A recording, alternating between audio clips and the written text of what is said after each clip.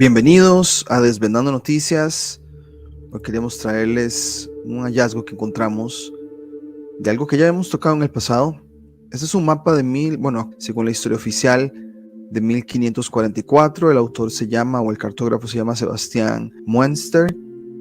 Y lo curioso de este mapa es Totilandia. Una parte que, si uno ahora busca en este momento datos oficiales, te dicen que fue como algo ficticio, ¿no? Pero hay varios mapas que te ponen Totilandia. De hecho, lo deletrean diferente, pero es como la misma palabra. Es esta parte de Canadá que pega con un Groenlandia muy pequeño. Eso es lo interesante, ¿no? Un Groenlandia muy pequeño y una Islandia grande, y ahí está también Frieslandia, que es otro tema que hemos tocado en el pasado. De hecho, voy a ponerles la introducción del video que mencionamos Totilandia, porque se menciona que ahí había un cham de Tartaria, pero el tema de hoy es acerca de América, ¿no? Del supuesto descubrimiento, la ciudad principal de Totilandia, y al desembarcar estaba encantado de ser atrapado en los abrazos de mi amigo, más estimado amigo, Kubla Khan, el cham de Tartaria. Él y yo habíamos hecho juntos las estepas y Xanadu en días pasados, mientras era su invitado en su palacio en Travagliato. Me presentaron a su esposa Kenneth y monté su famoso caballo de bronce varias veces.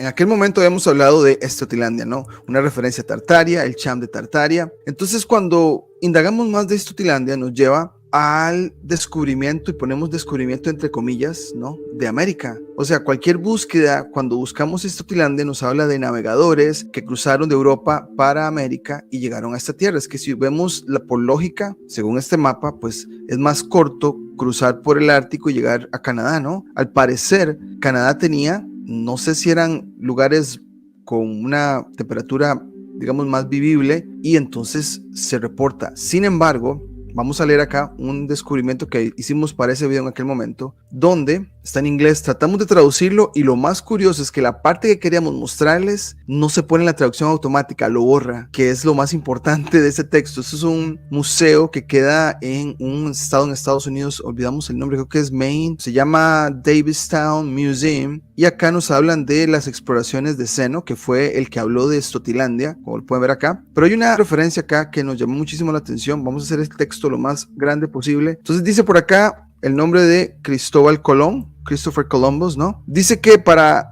él fue una manera de descubrirlo primero, haciéndose conocido. Y acá está la palabra que no me tradujo el traductor automático. Profitable es rentable, que se comunicó al mundo cristiano en el año de nuestro Señor 1492. Cuando yo leí esto, porque este texto no voy a entrar en detalles porque vamos a leer otro texto, se habla de que varios exploradores llegaron, ya mucha gente sabe eso. O sea, la historia oficial nos cuenta que fue Cristóbal Colón, pero antes hay demasiadas referencias a otros y no podemos como detectar cuál fue el primero, pero que hubo anteriores, sí los hubo, ¿no? De hecho, es el texto que vamos a leer hoy. Pero en este caso, profitable o rentable, básicamente que nos da la idea de que hubo varias versiones, hubo varios navegadores, varias propuestas, varias licitaciones, ¿no? Así si hablamos en términos, pero a manera económico, la versión más rentable para las élites en ese momento fue la versión de Cristóbal Colón. Quiere decir que fue una elección más en base a explotación de recursos y todo este tipo de cosas, porque varias personas ya habían dicho, sí, llegamos a esta parte, pero la más rentable,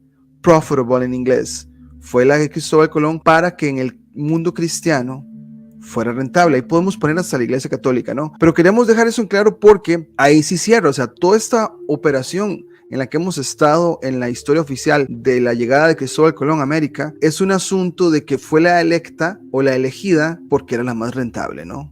Y ahí nos cierra muchísimo. ¿Por qué? Porque, o sea, si llevaban barcos, no era un barco nada más para descubrir, tenía que haber comercio, tenía que haber un canje, un intercambio, y donde fuera más rentable, ahí tenían que irse, ¿no? Entonces, ya teniendo eso en claro, nos encontramos un periódico de Detroit de 1945. Lo más curioso es que esos son los finales de la Segunda Guerra Mundial. De hecho, se nos hizo interesante porque por acá, voy a irme a la siguiente página, la época aquí nos ponían el malo de la película en ese momento, ¿verdad? No diremos el nombre, pero sí estaba en boga el asunto del terror y, digamos, de la narrativa de poner a un enemigo del momento, y ese era el señor del momento. Pero bueno, ahí a finales de la Segunda Guerra Mundial aparece este periódico cuando dice por acá, advances, como había agentes ya adelantados a Cristóbal Colón. Vamos a mostrarles a ustedes la traducción del texto que hicimos, pero por ejemplo, dice por acá, 2 siglos antes de que América fuera descubierta oficialmente, dice el profesor Arthur Poznański, audaces exploradores hambrientos de oro,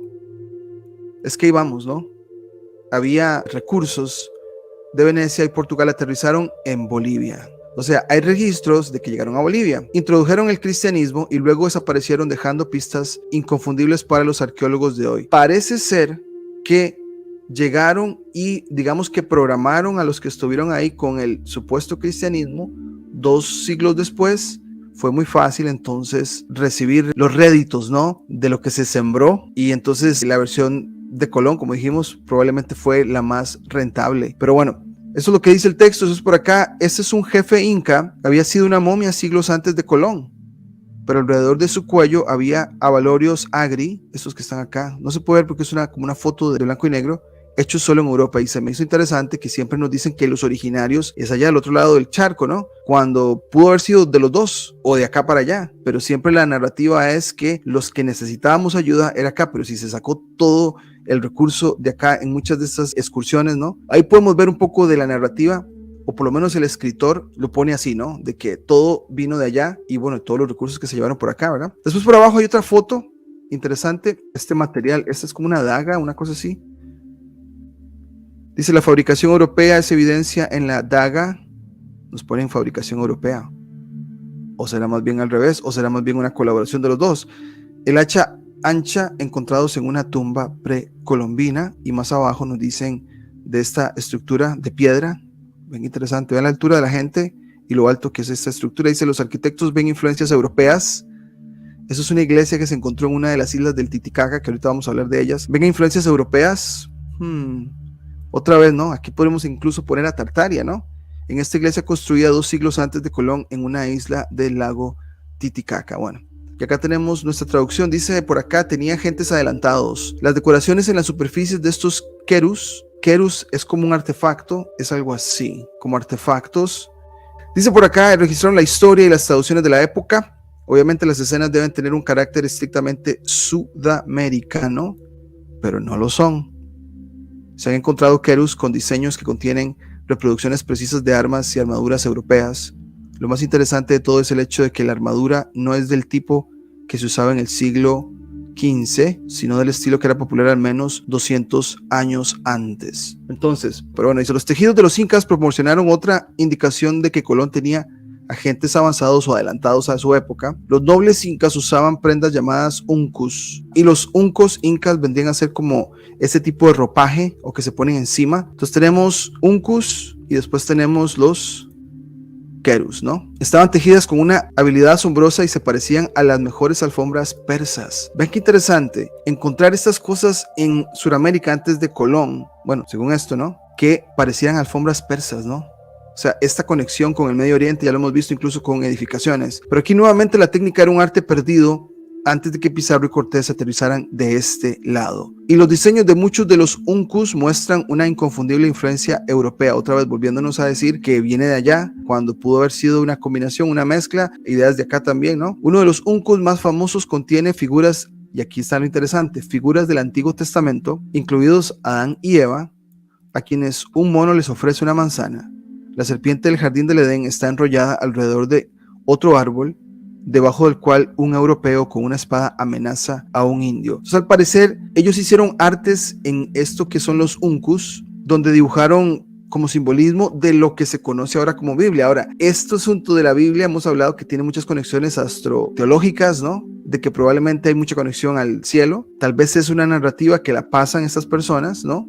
Y estas personas incas, al parecer, dibujaron esto o hicieron el arte en el uncu, donde un europeo tiene una espada amenazando a un indio, ¿no? Bueno, dice por acá, hay caballos y vacas en este patrón, aunque la mayoría de los historiadores nos haría creer que los conquistadores introdujeron el caballo en América del Sur y que la vaca no llegó hasta mucho después. ¿Por qué estos artes antes de la llegada de Colón mostraban caballos y vacas? Entonces ahí vemos que seguramente ya estaban, pero nos han contado que fueron traídas de afuera hacia acá, ¿no? Lo más extraño de todo quizá es la figura de una sirena. y ahí podemos ver este simbolismo con alguna leyenda que conecte al cielo, que aparece con frecuencia en el patrón y está tocando una guitarra. Es posible, por supuesto, que la tradición de las sirenas surgiera espontáneamente en América del Sur, aunque es poco probable, pero la guitarra es muy difícil de explicar en vista del hecho de que tal instrumento no existió en América del Sur hasta mucho después de la conquista. Algunos historiadores creen que los primeros invasores establecieron colonias en América del Sur y trajeron consigo caballos y vacas. Entonces, me parece que el autor está tratando de justificar de que cómo es posible que haya una guitarra dibujada antes de que Colón llegara, cuando ese instrumento no debía estar ahí. Sin embargo, ¿qué tal si fue al revés? O sea, siempre nos hablan de que el origen es al otro lado del charco, pero en este caso, o sea, estamos hablando de civilizaciones avanzadas y que haya un instrumento con cuerdas donde para producir un sonido la vibración de las cuerdas, me parece que pudo haber estado acá antes, ¿no? Nos están diciendo que eso como que no encaja, hay algo, los mismos científicos no saben ni cómo explicarlos, pero habían vacas, caballos y una guitarra y una sirena en los artes incas que se encontraron ahí, ¿no? Bueno, hay por supuesto una gran cantidad de científicos que se muestran escépticos, obviamente, ¿no? Acerca de toda la teoría. Probablemente se pensó que las tumbas en las que se encontró todo este material eran anteriores a Colón, o tal vez las tumbas se abrieron mucho después del entierro y el material posterior se encerró. Además preguntan, si tales excursiones tuvieron lugar, ¿por qué no hay algún registro en Europa que lo pruebe? Porque seguramente iba a chocar con la narrativa que se iba a crear eventualmente como la más rentable y no les convenía tener ese tipo de registro, ¿no? Ahora que entendemos esto de poner la parte financiera y hacer que una narrativa sea la más rentable, pues tiene sentido, ¿no? Seguramente cualquiera que hubiera descubierto un nuevo continente proclamaría el hecho con orgullo. No necesariamente. Alguien llegó ahí y dijo, ¿por qué no nos quedamos calladitos por un momento, hablémoslo y después hacemos un tipo de maquinación, un plan? Pero no creo que lo hayan gritado los cuatro vientos apenas lo vieron, ¿no? Bueno, pero lo haría. En primer lugar, ni América del Norte ni América del Sur fueron consideradas como un nuevo continente hasta después de Magallanes. Los primeros exploradores creían que simplemente se habían topado con una gran península de Asia, y lo que es más importante aún, se mantuvo el mayor secreto sobre todos los viajes rentables, y te menciono la palabra que les estamos hablando, rentables, para evitar que otros buscaran la misma fuente. Entonces fue un asunto de qué me sale más barato para obtener más, y ahí entonces se elige que quizá Colón fue el que ofreció un mejor estudio de planificación, o cuando hablamos de empresas, ¿no? De que se hace un estudio de factibilidad, a ver los costos versus esto, algo así pareciera que pasó, y lo de Colón fue el que funcionó mejor. Está bien, dicen los escépticos, tal vez no habría registro en Europa, pero seguro que alguna leyenda sobreviviría sobre la aparición de una raza blanca en Sudamérica. Esto lo hemos escuchado antes, ¿no? Eso es cierto, y la respuesta es que tales leyendas existieron. Cuando las tropas de Alonso de Mendoza fundaron la ciudad de Nuestra Señora de la Paz en Bolivia, en 1548 se enteraron de la tradición de un hombre blanco vestido con un largo traje blanco, había plantado la cruz de Cristo en Carabuco, en la orilla del lago Titicaca. Y hacemos una pausa porque para los que no somos de ahí, estamos buscando, bueno, ¿dónde queda Carabuco? Que es esta área del lago Titicaca.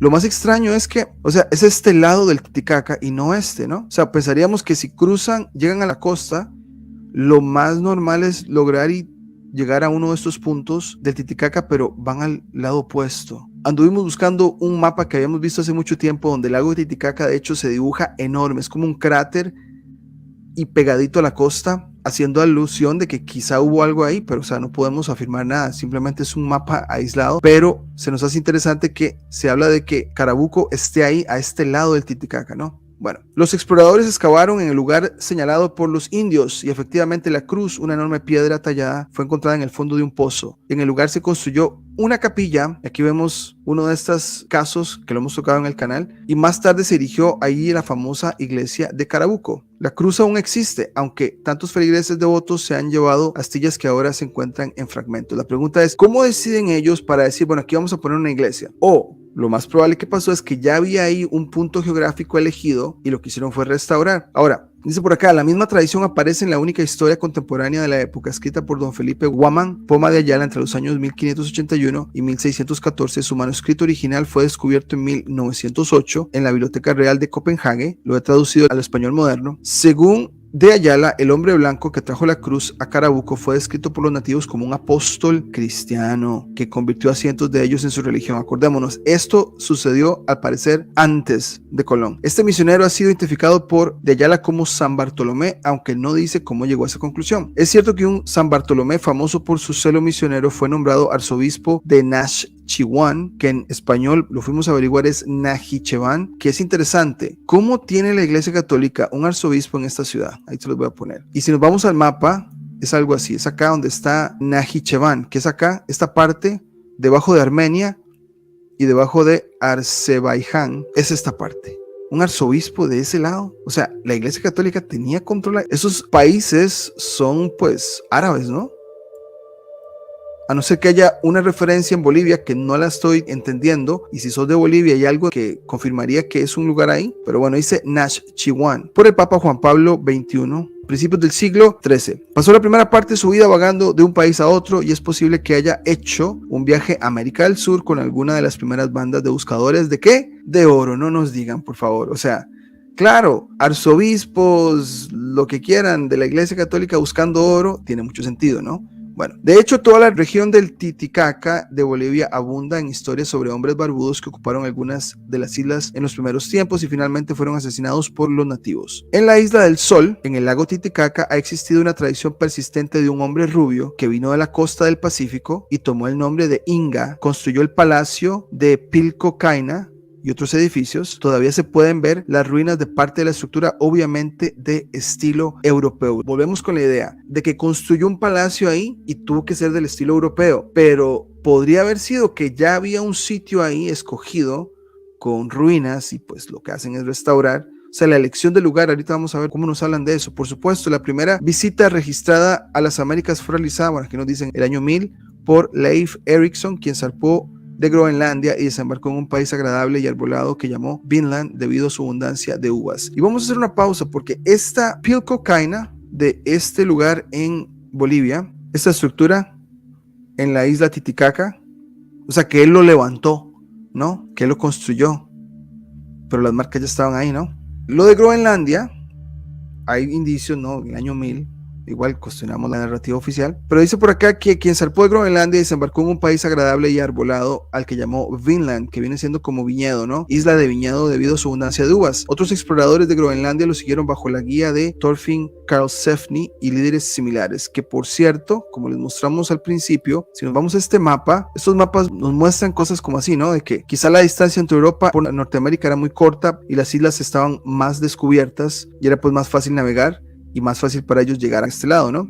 Que es lo que están hablando en el texto. En realidad los viajes de Vinland, que aparentemente continuaron hasta el siglo XIV, se hicieron principalmente para obtener madera en esa parte, digamos, del círculo ártico. Entonces había árboles, ¿no? ¿Será que la tala de árboles hizo un poco de cambio en lo que es el paisaje y ya obviamente los procesos naturales del agua y todo ese tipo de cosas? Pero bueno, dice, Europa sabía de las excursiones a estas lejanas costas, pero no estaba particularmente interesada. El diario de Niccolò Zeno, un célebre explorador veneciano que navegó hacia el oeste por el Atlántico de 1395, habla de una tierra llamada Estotilandia, ¿no? Como hablamos al principio, donde la gente construía pequeñas embarcaciones y comerciaba con Groenlandia. Más al sur había una región llamada Drogio, donde los salvajes vivían de la caza y portaban lanzas de madera. Todavía más al sur se encontraban ciudades y templos, así como cierto conocimiento y su uso del oro y la plata. Entonces, siempre nos hablan de recursos, ¿no? De madera, de oro, de plata. En este caso nos hablan de ciudades y templos. Y estamos hablando de esta parte, ¿no? De que Groenlandia es dibujada muy pequeño, ¿no? Y también, bueno, Islandia un poco más grande. Y tenemos a Frieslandia, ¿no? Que supuestamente navegaban y que en esta parte encontraban todos sus recursos, ¿no? Ese mismo oro y plata es la clave de la ubicación de Ofir, una tierra famosa en el Antiguo Testamento por sus riquezas. Desde Ofir, alrededor del año 1000 a.C., los marineros fenicios de Hiram I, rey de Tiro, trajeron oro para el templo de Salomón. Entonces aquí están hablando que hay un templo de Salomón, sin embargo, nos hablan de este lugar Ofir, ¿no? Después dice por acá, creo que Ofir fue una inversión de Piru. Y si nos vamos a nuestra serie de los incas, la astronomía inca, Piru era como llamaban a ellos el planeta Júpiter. De ahí viene tal vez el nombre de Perú. Entonces que hicieron una inversión de la palabra como palabra clave y que ahí fue donde encontraron todo el oro, el antiguo nombre de Perú moderno. En ningún otro lugar del mundo excepto en los tiempos modernos se ha producido oro en cantidades tan grandes. No habría sido una hazaña particular para los fenicios haber llegado a las costas sudamericanas. Cualquiera que pudiera surcar el Mediterráneo con sus súbidas y violentas tormentas podría haber cruzado cualquier océano. Las Américas sin duda tuvieron visitantes de Europa y probablemente de África, y no necesariamente esclavos, sino gente que pues tenía posiciones de élite y navegantes y todo ese tipo de cosas, ¿no? Mucho antes de Colón. pero volvemos a lo que hablamos al principio, la más rentable fue la de Colón. Y hay otro punto, entre tejidos más antiguos de América del Sur se encuentra uno llamado urpinuno o pechuga de paloma. Entre tejidos de la trama de lana de alpaca hay hilos de seda real. O sea, hay seda en América. Entonces el artículo termina, los agentes adelantados a Colón también incluían asiáticos entonces, esa gente de Asia que llegó a Sudamérica, y ahí termina, o sea, termina el artículo y pues deja obviamente esa sensación de que hubo personas antes, hubo navegantes antes, no tenemos duda de eso, pero a la hora de escoger en los libros de historia y la narrativa oficial, como dijimos al principio, profitable, la versión más rentable de todas fue la de Colón.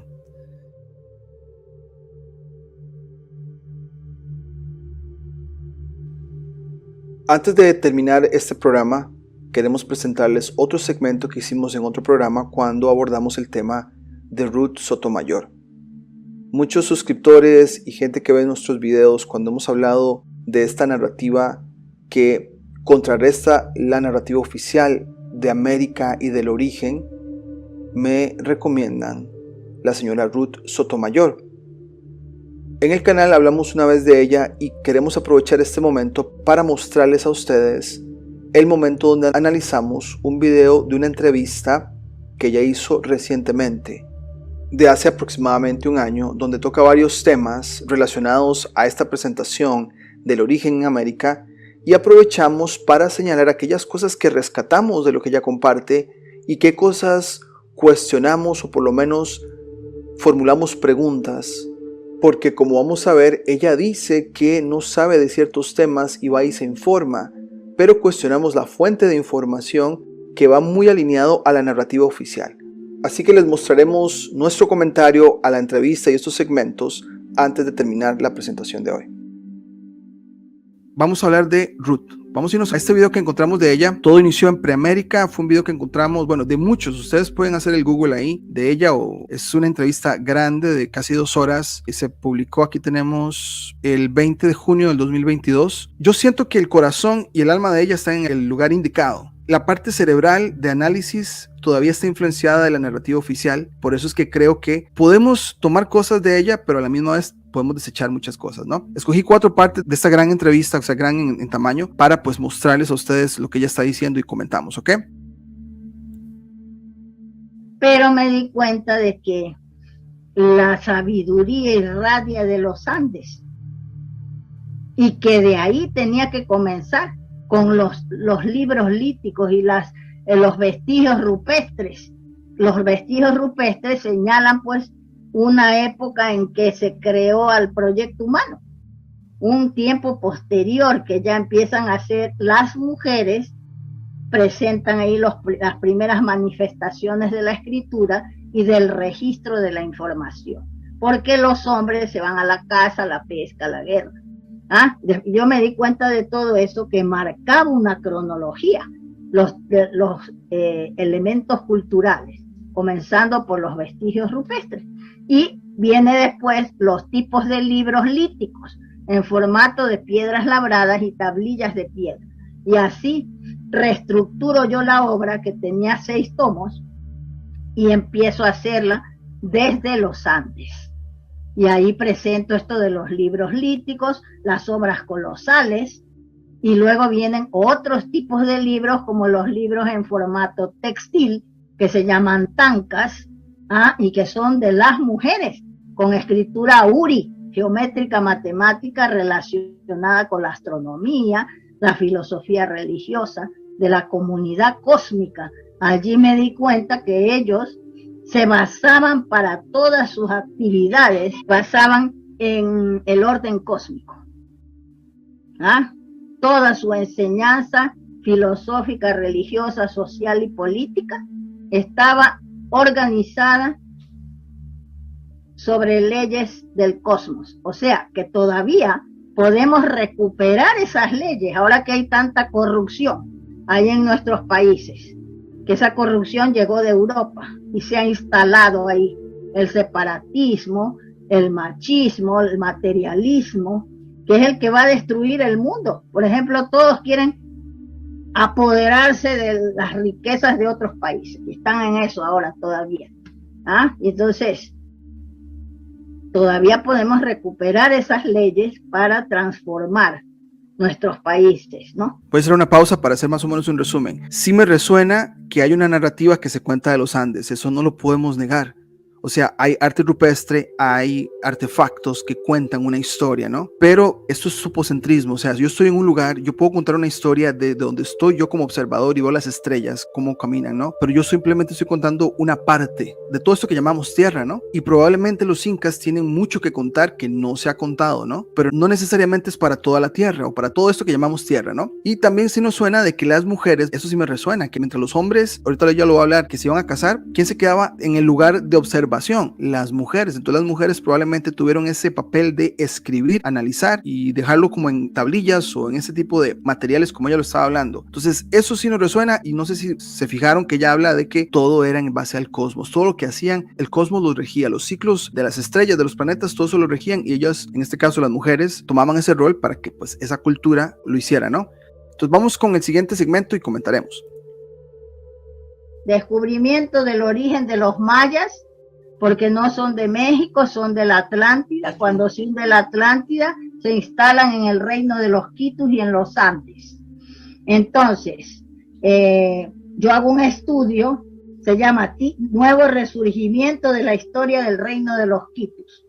Estudio y análisis de la obra del clérigo Juan de Velasco, 1789. Revitalización y revalorización de los topónimos y antropónimos antiguos. Este es el tomo 1. El segundo tomo, mira, aquí hay una escultura de unos personajes con tocados como los del Asia, del Tíbet, que están de pie sobre un órgano viril, sobre un pene. ¿Qué significa eso? Son los padres de la humanidad, ¿sabes? Y es una pieza que está en el Ecuador, ¿sabes?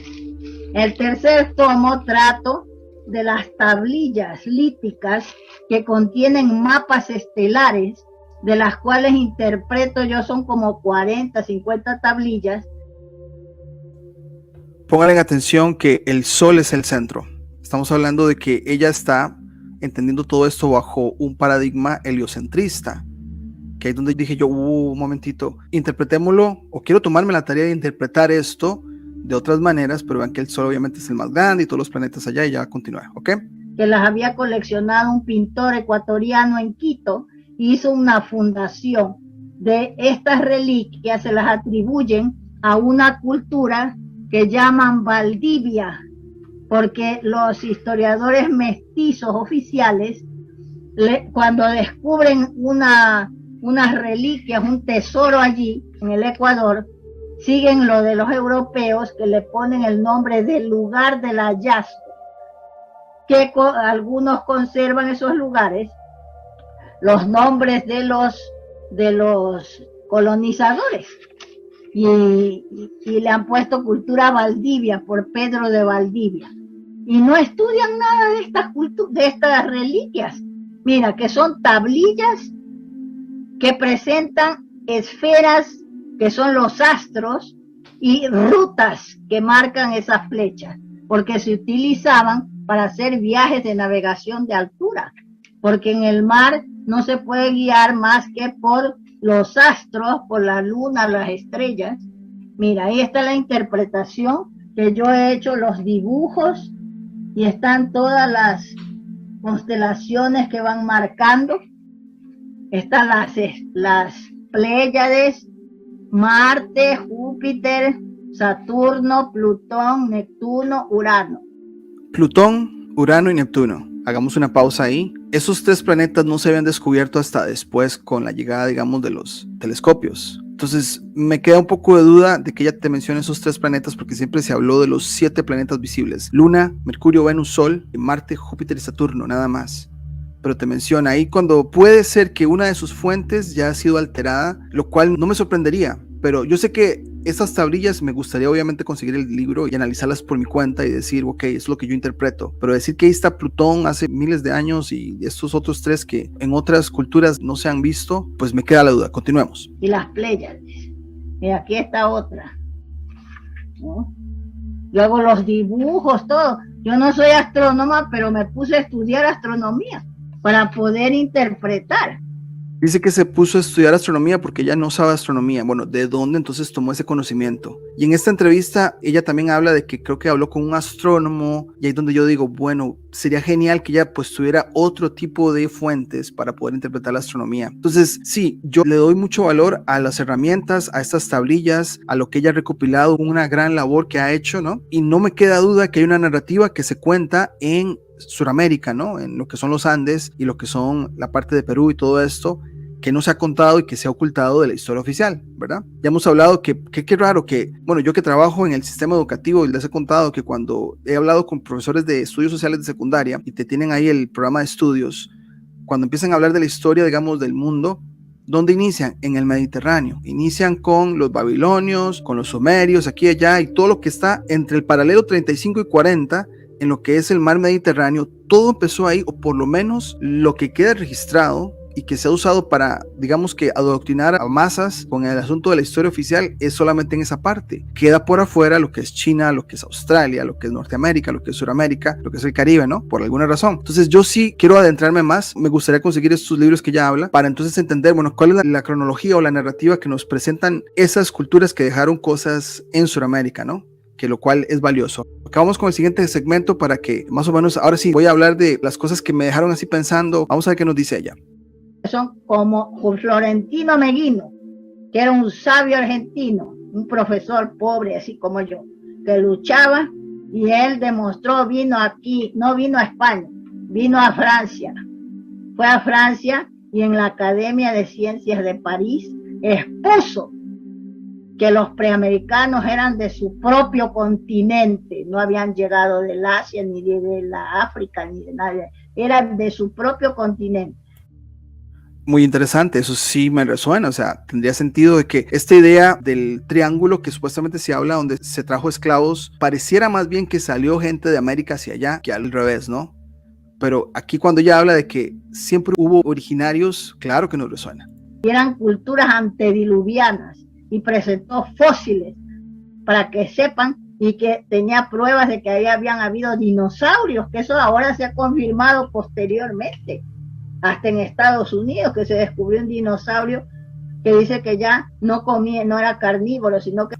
Ok, hacemos la pausa. Ahí dije yo, bueno, ¿de dónde está agarrando ella? Sí, hay información muy valiosa que ella nos está compartiendo, pero cuando me menciona que dinosaurios y que los encontraron en Estados Unidos y aquí allá, vemos muchas noticias así nosotros en estos días, ¿no? De que hace poco creo que en Sudamérica, me parece que en Argentina, algún lugar, dice que algunos huesos, y ya hemos hablado en el canal mucho de esto, ¿no? Si hay vestigios de personas gigantes, probablemente hubo animales proporcionales a su tamaño, ¿no? Qué sé yo, un elefante más grande. Entonces, eso sería lo más lógico, que estos seres ficticios que le llaman dinosaurios, ¿no? Era herbívoro.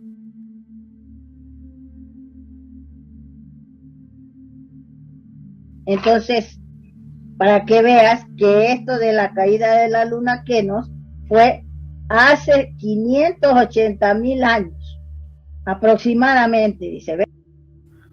580,000, es que, o sea, esos años es tan difícil de verdad afirmar de que fue así. Ok, yo sé que ella con convicción lo está compartiendo, pero yo dudo, ¿no? De que es muy difícil hacer una afirmación de que hace 580,000 años pasó algo así, pero bueno, sigamos. La catástrofe. Después de eso, 12,000 años antes de Cristo, es cuando hacen las migraciones, por tierra y por mar. Pero ¿qué pasa? Aquí en este mundo, este pequeño planeta despreciable que digo yo. Pusieron atención, pequeño despreciable planeta. Volvemos a esa mentalidad heliocentrista que nos pone como un punto en el universo, ¿no? Y cuando pareciera más que somos los que, donde pasa toda la acción, aquí en esto que llamamos Tierra, ¿no? Entonces cuando yo escuché eso dije, ay, tiene mucha influencia oficial en cuanto a astronomía y a lo que llamamos, digamos que planeta, ¿no? Entonces sigamos, ya vamos a terminar y ya. Porque es tan pequeño como un grano de polvo en el espacio, pero está lleno de gente arrogante y estúpida, envidiosa. Quería compartirles estas 4 secciones de un video muy largo, ahí lo voy a dejar en la descripción para aquellos que lo quieran ver, y como les dije, ustedes buscan Ruth Sotomayor y pues vamos a encontrar muchísimos, he escuchado otros, siempre que la entrevistan, pues habla, muestra sus libros, pero me encantaría tenerlo en mis manos y poder tal vez dar un análisis un poco más profundo desde mi interpretación, porque esas tablillas que ella muestra del arte que se hizo en Sudamérica de mapas celestes, eso está demasiado tremendo como para saber qué están tratando de comunicar o qué estaban tratando de grabar para la gente del futuro, porque a veces nos resuena más que se escribió en piedra para que la gente del futuro pudiera entender, porque escrito en algún material pues más, qué sé yo, que se desecha más rápidamente, pues posiblemente no era una buena idea.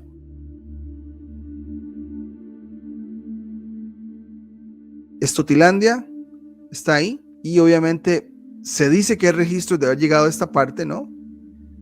Y ahora estamos hablando de que tanto en Perú y en Bolivia, lo que es el lago Titicaca, pero bueno, dejamos el video por acá. Muchísimas gracias a los que se conectaron, a los que vayan a ver el video en diferido, también les agradecemos mucho.